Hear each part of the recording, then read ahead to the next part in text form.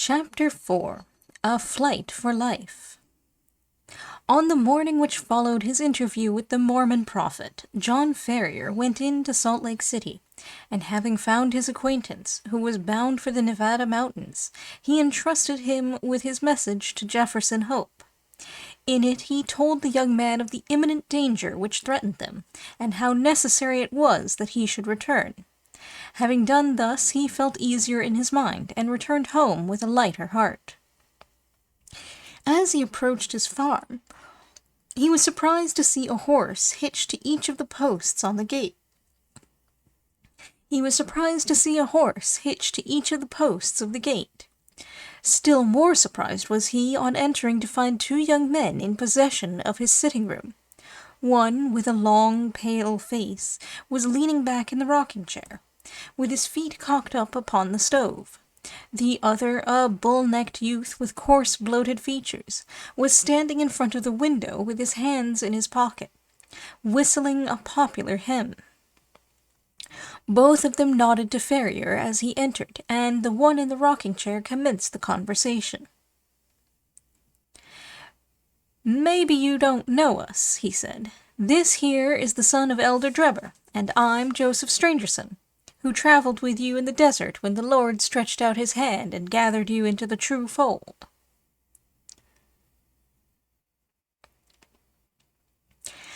As he will all the nations in his own good time," said the other in a nasal voice. "He grindeth slowly, but exceedingly small." John Ferrier bowed coldly. He had guessed who his visitors were. "We have come," continued Strangerson, "at the advice of our fathers, to solicit the hand of your daughter, for whichever of us may seem good to you and to her. As I have but 4 wives, and Brother Drebber here has 7, it appears to me that my claim is the stronger one." "Nay, nay, Brother Strangerson," cried the other. "The question is not how many wives we have, but how many we can keep. My father has now given over his mills to me, and I am the richer man." "But my prospects are better," said the other warmly. "When the Lord removes my father, I shall have his tanning yard and his leather factory. Then I am your elder, and am higher in the church." "It will be for the maiden to decide," rejoined young Drebber, smirking at his own reflection in the glass. "We will leave it all to her decision." During this dialogue, John Ferrier had stood fuming in the doorway, hardly able to keep his riding whip from the backs of his 2 visitors. "Look here," he said at last, striding up to them. "When my daughter summons you, you can come. But until then, I don't want to see your faces again."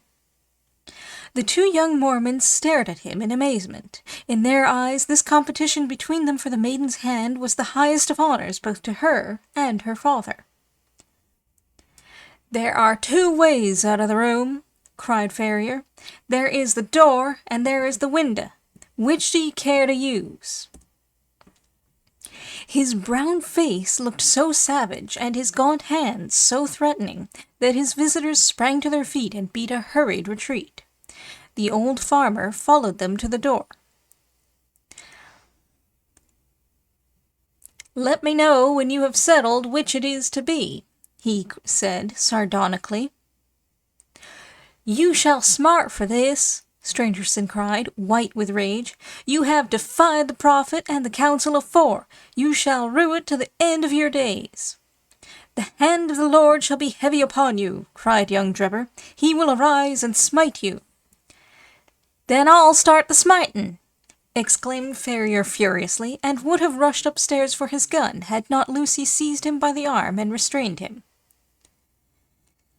Before he could escape from her, the clatter of horses' hoofs told him that they were beyond his reach.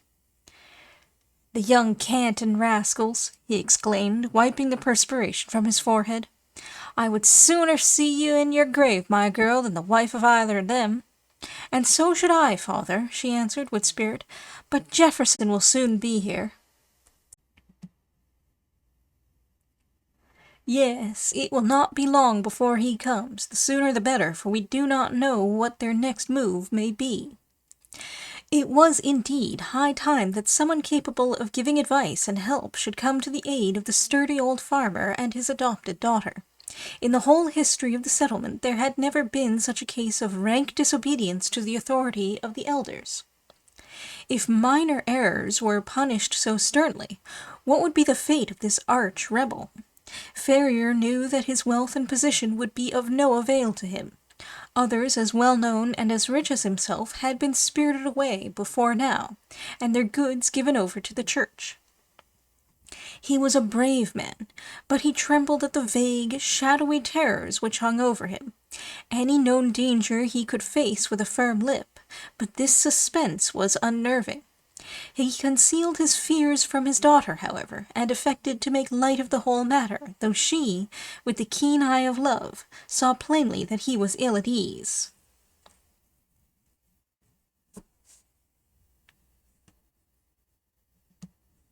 He expected that he would receive some message or remonstrance from Young as to his conduct, and he was not mistaken, though it came in an unlooked-for manner. Upon rising next morning he found, to his surprise, a small square of paper pinned onto the coverlet of his bed, just over his chest.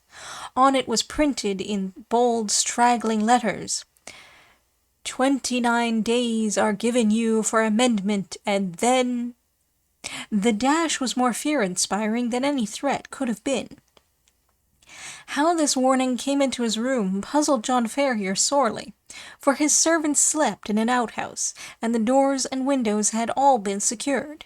He crumpled the paper up and said nothing to his daughter, but the incident struck a chill into his heart.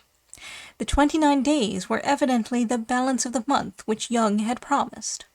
What strength or courage could avail against an enemy armed with such mysterious powers? The hand which fastened that pin might have struck him to the heart, and he could never have known who had slain him. Still more shaken was he next morning.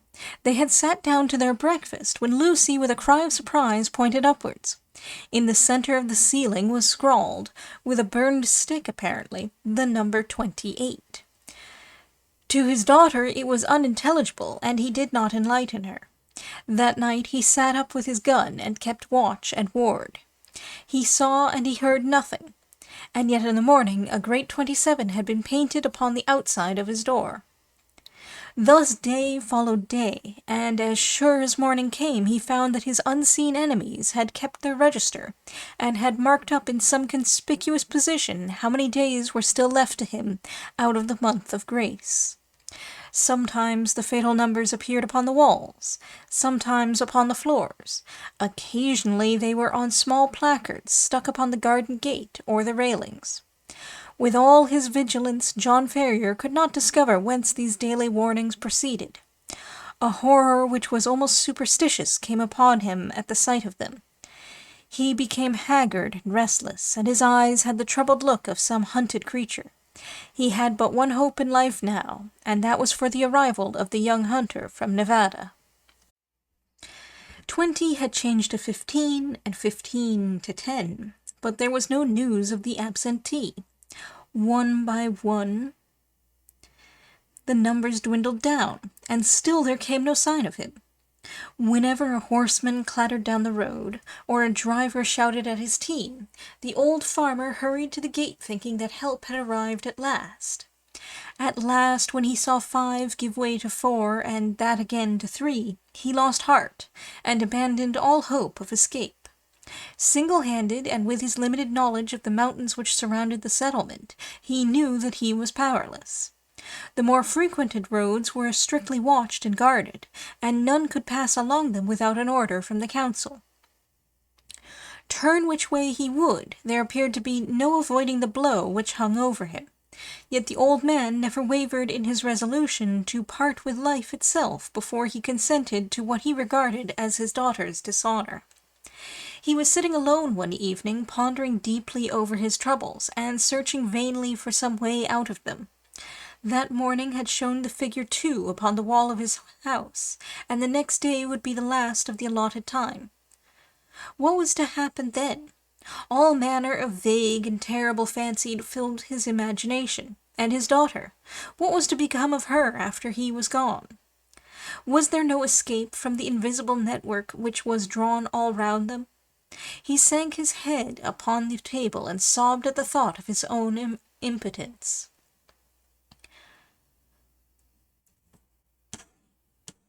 What was that? In the silence he heard a gentle scratching sound, low but very distinct in the quiet of the night. It came from the door of the house. Ferrier crept into the hall and listened intently. There was a pause for a few moments, and then the low, insidious sound was repeated. Someone was evidently tapping very gently upon one of the panels of the door. Was it some midnight assassin who had come to carry out the murderous orders of the secret tribunal? Or was it some agent who was marking up that the last day of grace had arrived? John Ferrier felt that instant death would be better than the suspense which shook his nerves and chilled his heart. Springing forward, he drew the bolt and threw the door open. Outside, all was calm and quiet. The night was fine, and the stars were twinkling brightly overhead. The little front garden lay before the farmer's eyes, bounded by the fence and gate, but neither there nor on the road was any human being to be seen. With a sigh of relief, Ferrier looked to right and to left, until happening to glance straight down at his own feet, he saw to his astonishment a man lying flat upon his face upon the ground, with arms and legs all asprawl. So unnerved was he at the sight that he leaned up against the wall with his hand to his throat to stifle his inclination to call out. His first thought was that the prostrate figure was that of some wounded or dying man, but as he watched it he saw it writhe along the ground and into the hall with the rapidity and noiselessness of a serpent. Once within the house, the man sprang to his feet, closed the door, and revealed to the astonished farmer the fierce face and resolute expression of Jefferson Hope.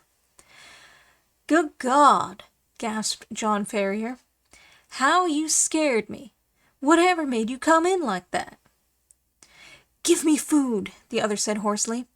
"I have had no time for bite or sup for 48 hours. He flung himself upon the cold meat and bread which were still lying upon the table from his host's supper, and devoured it voraciously. "Does Lucy bear up well?" he asked when he had satisfied his hunger. "Yes, she does not know the danger," her father answered. "That is well. The house is watched on every side. That is why I crawled my way up to it. They may be darned sharp, but they're not quite sharp enough to catch a Washoe hunter." John Ferrier felt a different man now that he realized that he had a devoted ally. He seized the young man's leathery hand and wrung it cordially. "You're a man to be proud of," he said. "There are not many who would come to share our danger and our troubles."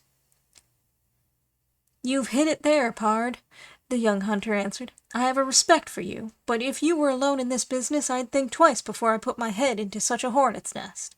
It's Lucy that brings me here, and before harm comes on her I guess there will be one less of the Hope family in Utah." "What are we to do?" "Tomorrow is your last day, and unless you act tonight you are lost. I have a mule and 2 horses waiting in the Eagle Ravine." "How much money have you?" $2,000 in gold and 5 in notes." "That will do. I have as much more to add to it. We must push for Carson City through the mountains. You had best wake Lucy. It is as well that the servants do not sleep in the house." While Ferrier was absent, preparing his daughter for the approaching journey, Jefferson Hope packed all the eatables that he could find into a small parcel, and filled a stoneware jar with water, for he knew by experience that the mountain wells were few and far between. He had hardly completed his arrangements before the farmer returned with his daughter all dressed and ready for a start. The greeting between the lovers was warm but brief, for minutes were precious, and there was much to be done. "We must make our start at once," said Jefferson Hope, speaking in a low but resolute voice, like one who realizes the greatness of the peril, but has steeled his heart to meet it. "The front and back entrances are watched, but with caution we may get away through the side window and across the fields. Once on the road, we are only 2 miles from the ravine where the horses are waiting. By daybreak, we should be halfway through the mountains." "What if we are stopped?" asked Ferrier. Hope slapped the revolver butt which protruded from the front of his tunic. "If they are too many for us, we shall take 2 or 3 of them with us," he said with a sinister smile. The lights inside the house had all been extinguished, and from the darkened window Ferrier peered over the fields which had been his own, and which he was now about to abandon forever. He had long nerved himself to the sacrifice, however, and the thought of the honor and happiness of his daughter outweighed any regret at his ruined fortunes. All looked so peaceful and happy, the rustling trees and the broad silent stretch of grainland, that it was difficult to realize that the spirit of murder lurked through it all. Yet the white face and set expression of the young hunter showed that in his approach to the house he had seen enough to satisfy him upon that head.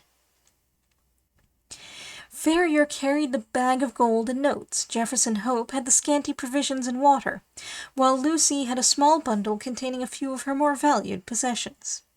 Opening the window very slowly and carefully, they waited until a dark cloud had somewhat obscured the night, and then one by one passed through into the little garden.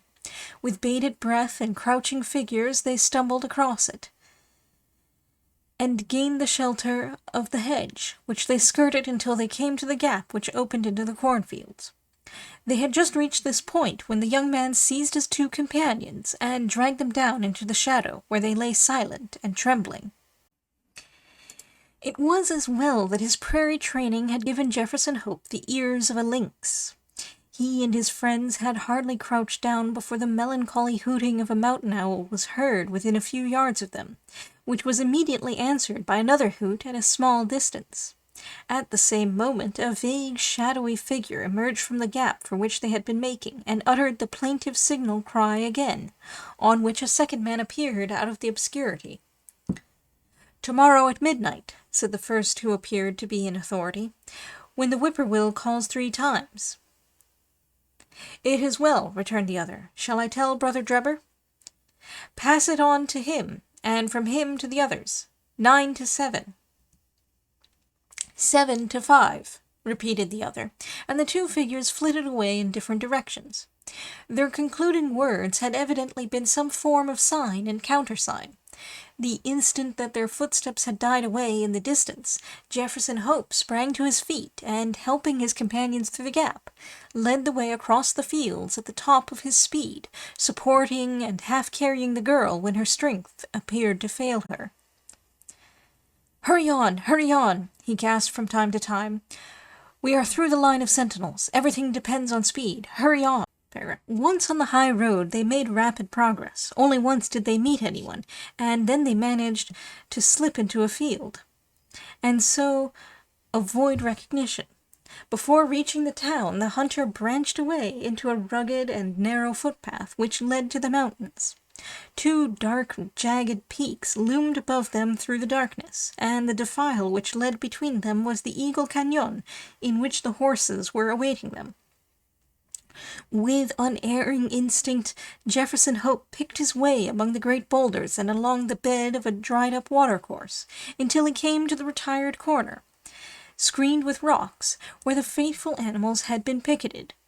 The girl was placed upon the mule, and old Ferrier upon one of the horses, with his money-bag, while Jefferson Hope led the other along the precipitous and dangerous path. It was a bewildering route for anyone who was not accustomed to face nature in her wildest moods. On the one side a great crag towered up 1,000 feet or more, black, stern, and menacing, with long basaltic columns upon its rugged surface like the ribs of some petrified monster. On the other hand, a wild chaos of boulders and debris made all advance impossible. Between the 2 ran the irregular track, so narrow in places that they had to travel in single file, and so rough that only practised riders could have traversed it at all. Yet in spite of all dangers and difficulties, the hearts of the fugitives were light within them, for every step increased the distance between them and the terrible despotism from which they were flying. They soon had a proof, however, that they were still within the jurisdiction of the saints. They had reached the very wildest and most desolate portion of the pass when the girl gave a startled cry and pointed upwards. On a rock which overlooked the track, showing out dark and plain against the sky, there stood a solitary sentinel. He saw them as soon as they perceived him, and his military challenge of "Who goes there?" rang through the silent ravine. "Travelers for Nevada," said Jefferson Hope, with his hand upon the rifle which hung by his saddle. They could see the lonely watcher fingering his gun, and peering down at them as if dissatisfied at their reply. "By whose permission?" he asked. "The Holy Four," answered Ferrier. His Mormon experiences had taught him that that was the highest authority to which he could refer. "9 from 7, cried the sentinel. 7 from 5, returned Jefferson Hope promptly, remembering the countersign which he had heard in the garden. "Pass, and the Lord go with you," said the voice from above. Beyond his post the path broadened out, and the horses were able to break into a trot. Looking back, they could see the solitary watcher leaning upon his gun, and knew that they had passed the outlying post of the chosen people, and that freedom lay before them.